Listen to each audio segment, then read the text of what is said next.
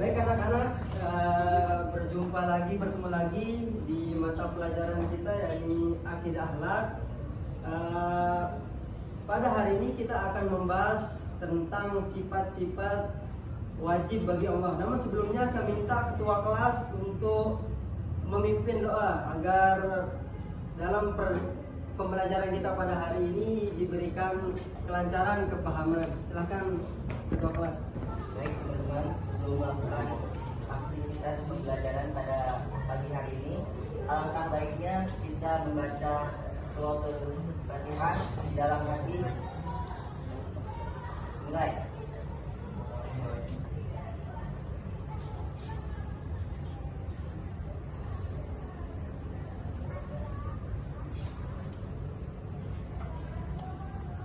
Baik anak-anak, silahkan semua dilihat ke depan. Di sini kita akan belajar tentang sifat 20 bagi Allah. Namun sebelumnya saya minta untuk satu orang lagi yang menyebutkan, silahkan sebutkan rukun iman. Nah, siapa yang hafal? Boleh, silakan. Boleh, silakan. Iman itu ada 6. Yang pertama itu iman kepada Allah, yang kedua iman kepada malaikat, yang ketiga iman kepada kitab, yang keempat iman kepada Rasul, yang kelima itu iman kepada hari kiamat, yang keenam yang terakhir itu ada iman kepada qadar dan qadar. Boleh tepuk tangan. Baik, tadi sudah disebutkan sama temannya bahwa rukun iman itu ada 6. Kita tidak membahas rukun iman itu mulai dari rukun iman kepada Allah sampai qadar dan qadar, karena berkaitan dengan tema kita pada hari ini, yakni tentang iman kepada Allah Subhanahu wa taala.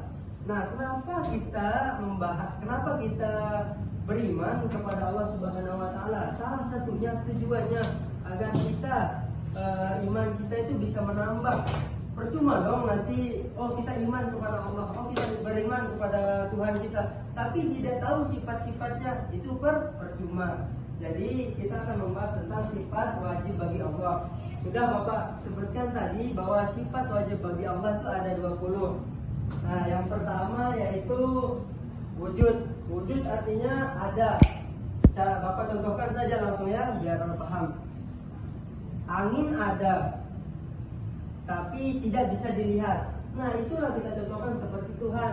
Tuhan itu tidak ada, tapi gunung ada, sungai ada, danau ada. Nah, itu salah satu contoh kita beriman kepada Allah Subhanahu wa taala melalui sifat yang pertama, yaitu wujud.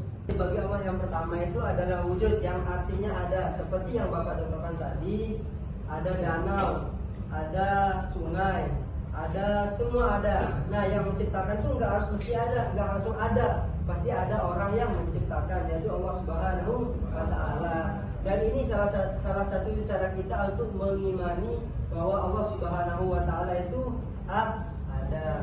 Oke, kita lanjut.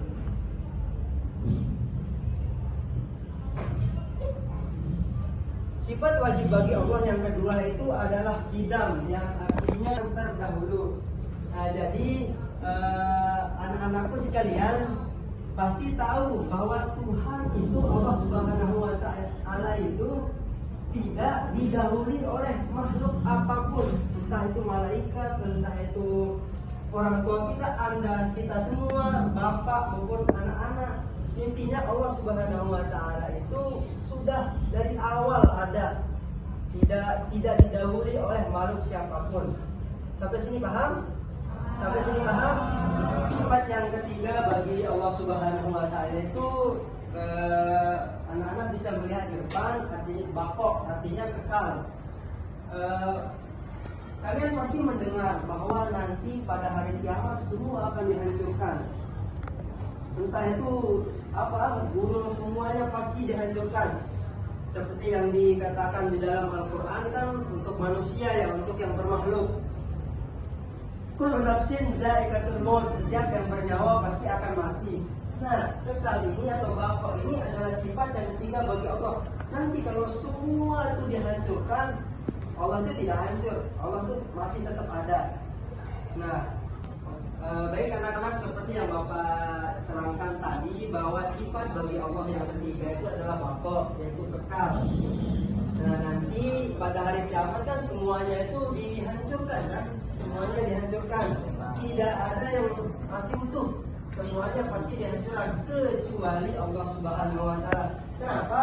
Karena Allah Subhanahu wa taala mempunyai sifat baqo yang artinya kekal. Sampai sini paham? Jadi anak-anak, sekarang dari ketiga sifat Allah Subhanahu wa taala tadi yang Bapak terangkan, kira-kira siapa nih yang bisa menyebutkan dari 1 sampai 3? Bapak kasih hadiah. Kalangan. Yang bisa dari tadi, dari 1, 2, 3 beserta artinya. Bapak kasih hadiah nih. Yo, siapa? Silakan. Namanya? Umay. Wujud ada, Ya. idam kata hulu, Ya. atau total. Woi, hadiah untuk Umay. Saya terima. Sekarang karena materi kita sudah selesai, insya Allah kita akan bertemu di minggu depan. Bapak harap anak-anakku semua menghafal sifat wajib bagi Allah, karena dengan kita menghafal, meyakini, memahami, iman kita akan menjadi kuat, iman kita akan menjadi kokoh untuk percaya bahwa Allah Subhanahu wa taala itu Tuhan kita. Mungkin hanya ini yang dapat Bapak bisa diterangkan. Kita bertemu di minggu depan. Wassalamualaikum warahmatullahi wabarakatuh.